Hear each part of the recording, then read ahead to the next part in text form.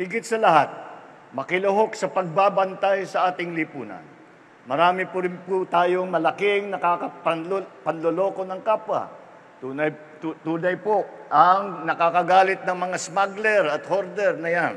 Nasisira ang daloy ng merkado, kaya tumataas ang presyo ng mga pangunahing bilihin dahil sa kanilang mga iligal na gawain.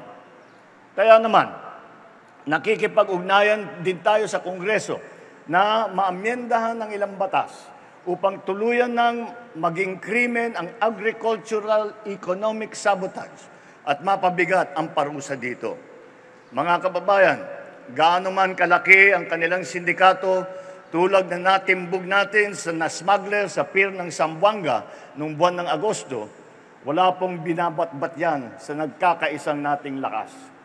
Kaya kung may nalalaman po kayong sangkot sa mga ganitong transaksyon, huwag po kayong matakot na magsuplong. Tandaan po ninyo, kasabay ng pagsulong ng bagong Pilipinas ay ang pagkakaroon ng panatag, masagana at matatag na buhay. Angkinin po natin ito.